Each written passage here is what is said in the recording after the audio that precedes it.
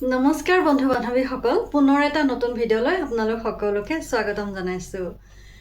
মই সদায় সহজ আৰু একদম ঘৰুৱা ঘৰতে যিবোৰ বস্তু আমি পাওঁ সদায় ব্যৱহাৰ কৰি থাকোঁ, পইচা খৰচ নোহোৱাকৈ আমি অকণমান তাৰে যিখিনি আমি খাবৰ কাৰণে ব্যৱহাৰ কৰোঁ তাৰ পৰা অকণমান আমি মুখতো ব্যৱহাৰ কৰিব পাৰি আৰু মুখত ব্যৱহাৰ কৰি আমি বহুত সুন্দৰ এটা ৰিজাল্ট পাওঁ আৰু আপোনালোকেও এনেকৈ মই দেখুৱাই যোৱাৰ দৰে ব্যৱহাৰ কৰি যাব। মুখখন বহুত ধুনীয়া হ'ব, বহুত বছৰ বয়সলৈ ধুনীয়া দেখা হৈ থাকিব পাৰিব আৰু মুখত কোনো ধৰণৰ দাগ স্পট নপৰে, ৰ'দত ওলাই গ'লেও মুখ ক'লা নপৰে।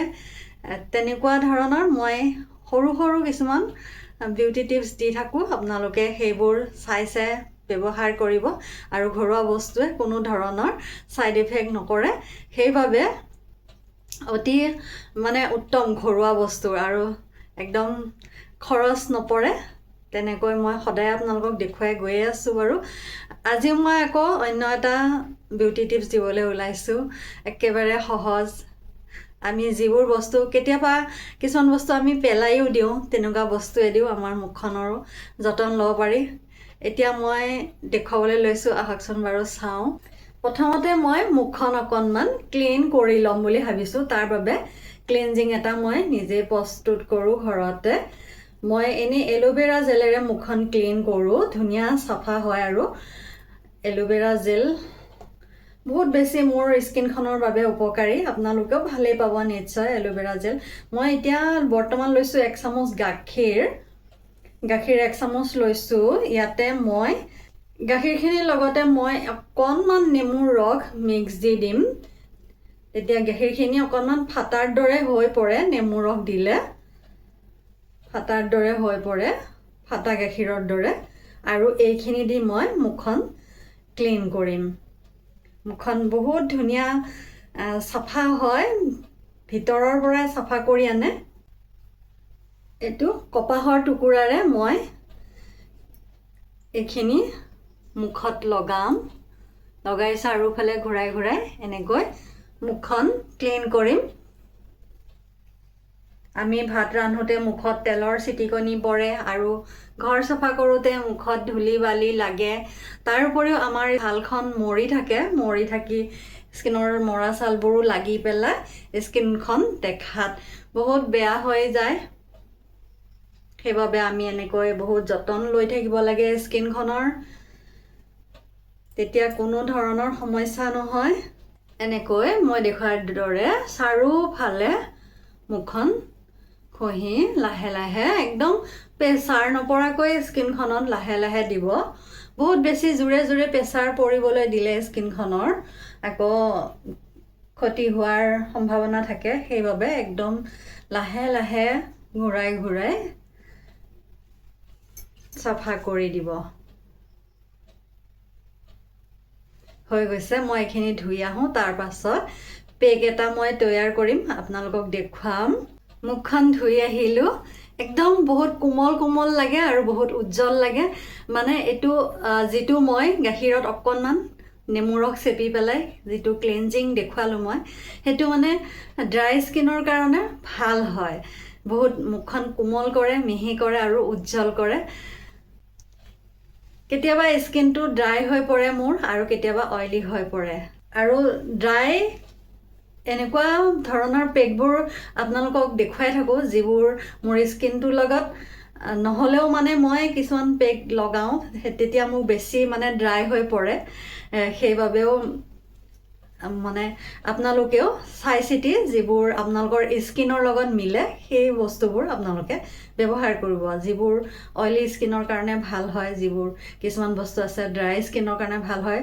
যেনে অইলি স্কিনত মচুৰ দাইলটো বহুত ভাল হয়। যদি শালমন ওলাই থাকে, একনি ওলাই থাকে, মচুৰ দাইলৰ গুড়াটো বা মিহিকৈ পতাত বটি লৈ মুখত লগাব, সেইটো বহুত বেছি ভাল হয় অইলি স্কিনৰ কাৰণে। আৰু মুলতানী মিট্টিটো বহুত বেছি ভাল হয়। মুলতানী মিট্টি গোলাপ জলৰ লগত লগাব। অইলি স্কিনৰ যিসকল আছে, শালমন ওলায়, যিসকলৰ একনি ওলায়, তেনেকুৱা আৰু অইলটো কাটে আৰু স্কিনখনৰ সেই সমস্যাবোৰ নোহোৱা কৰে। মই আপোনালোকক ভিডিঅ' দেখুৱাবৰ কাৰণে কেতিয়াবা ধৰক মচুৰ দাইলো লগাইছোঁ, কেতিয়াবা মুলতানী মিটিও লগাইছোঁ, তেনেকৈ স্কিনখন মোৰ মাজে সময়ে ড্ৰাইও হৈ পৰে। এতিয়া মই যিটো ক্লিনজিং লগালোঁ ইমান ধুনীয়া উজ্জ্বল দিছে, ইমান ধুনীয়া চিক দিছে, দেখিছেনে? অকণমান মোৰ স্কিনখন এতিয়া ড্ৰাই হৈছে, সেইবাবে ধুনীয়া ক্লিনজিংটোৱে মোক এইটো ক্লিনজিঙে মুখখনৰ লগত মিলি যায় মোৰ স্কিনটোৰ লগত। এতিয়া মই দেখুৱাম কল আছিলে, পকি পেলাই একদম মজি গৈছে। পকা মজি যোৱা কল স্কিনৰ কাৰণে বহুত বেছি উপকাৰী হয়, আৰু এনেকুৱা কল কোনোৱে নাখায়।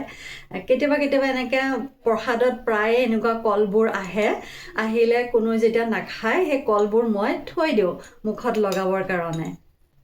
বহুত বেছি দৰকাৰ নহয় মুখখনৰ কাৰণে অকল, সেইকাৰণে যিখিনি দৰকাৰ নহয় কাটি মই পেলাই দিওঁ বাৰু।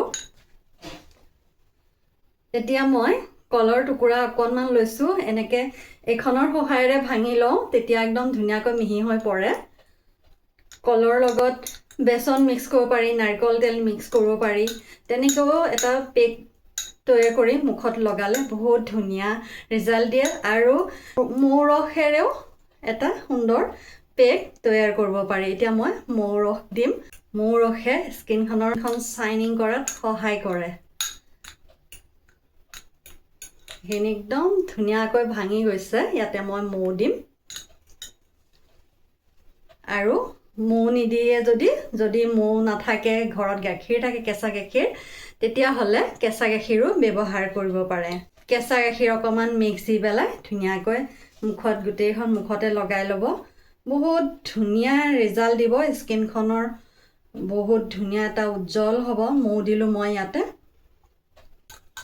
ভালদৰে গোটেইখিনি মিক্স কৰি লৈছোঁ। এতিয়া মই মুখত লগাম।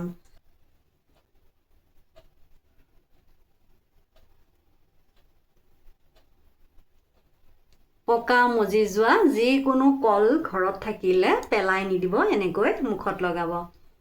মই মানে পেলাই দিবলৈ মোৰ বহুত মৰম লাগে। মই এনেকৈ মুখত ব্যৱহাৰ কৰিবৰ কাৰণে ৰাখি থৈ দিওঁ ধুনীয়াকৈ।